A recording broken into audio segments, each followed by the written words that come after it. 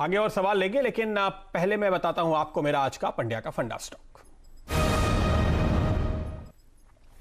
और आज का मेरा स्टॉक है हिम्मत सिंह का सीड। टेक्सटाइल सेक्टर की यह कंपनी है। 105 रुपए के शुरुआती टारगेट के साथ मैं आपको यहां पर खरीदारी करने की राय दे रहा हूं। डायरेक्टर साहब कृपया वो स्टॉक स्क्रीन पर लेकर आइए, हॉटबोर्ड लेकर आइए, ताकि लोगों को पता चले कि किस स्टॉक की हम बात कर रहे हैं। उसके बाद मैं आगे आपको बताता हूं। देखिए, इसका 105 का टारगेट मैंने दिया है, लेकिन 138 रुपए की इसकी बुक वैल्यू है।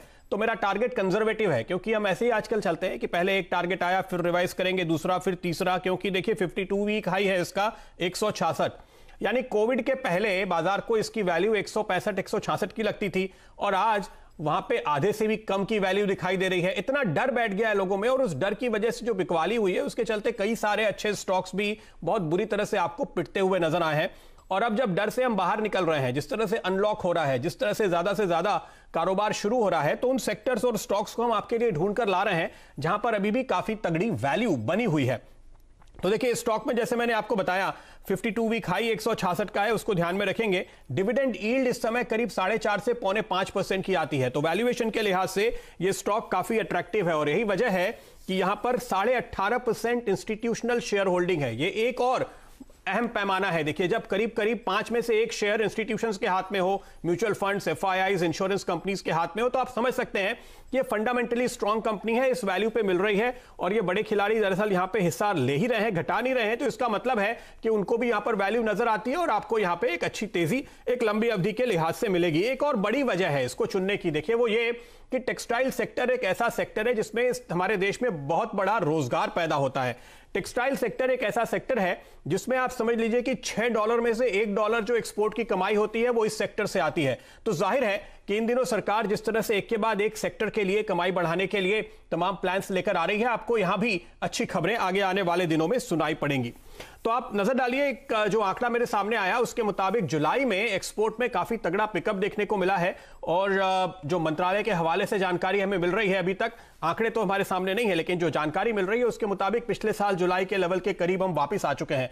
तो एक्सपोर्ट में बड़ा शार्प पिकअप देखने को मिला। अभी तक हमारे देश में इंपोर्ट नहीं बढ़ रहे हैं, लेकिन एक्सपोर्ट तेजी से बढ़ रहे हैं, क्योंकि अमेरिका में, यूरोप में हालात सामान्य हो रहे हैं। और ये कंपनी अपनी 70% कमाई जो करती है वो दरअसल अमेरिका से करती है। देश की टॉप 5 कंपनीज में से एक है बेडशीट टेरी टॉवेल मैन्युफैक्चरिंग के मामले में, और इनका एक एक्सपेंशन भी चल रहा है, जिससे आगे चलकर इनकी कैपेसिटी आपको और बेहतर होती हुई नजर आएगी। खरीदारी की एक और वजह, इनके पास Tommy Hilfiger home, Calvin Klein home और ऐसे कई सारे और भी ब्रांड्स हैं। ये 2 जाने माने ब्रांड्स थे, इसलिए मैंने इनका नाम लिया। इसके साथ साथ ये प्राइवेट लेवल्स के लिए भी कैटर करते हैं, लेकिन 80% आमदनी आती है ब्रांडेड प्रोडक्ट से, और ये एक बहुत ही इंपॉर्टेंट बात है। इस तरह के उतार चढ़ाव भरे माहौल में अगर आपके पास ब्रांडेड कस्टमर्स है, उस सेगमेंट में आपको लगातार अच्छी खरीदारी, अच्छी बिकवाली और कारोबार आपका बढ़ता चलता है। एक बात मैं और यहां पे जोड़ना चाहूंगा, इन्होंने जो एक बहुत ही अच्छी बात की है, वर्टिकल दोनों तरीके से इन्होंने अपनी इंटीग्रेशन किया है। बैकवर्ड इंटीग्रेशन स्पिनिंग में किया है, और फॉरवर्ड इंटीग्रेशन डिस्ट्रीब्यूशन और रिटेल के कारोबार में यूएस में किया है, जिस वजह से इस तरह के मुश्किल माहौल में भी उनके लिए ये काफी काम में आ रहा है। Bed Bath and Beyond, Costco, TJ Maxx, Home Depot, ये जो कुछ एक बड़े ब्रांड्स हैं अमेरिका में, इनको ये कंसिस्टेंटली सप्लाई करते हुए आपको दिखाई दे रहे हैं। तो इस वजह से स्टॉक पर हमारी नजर है इस समय।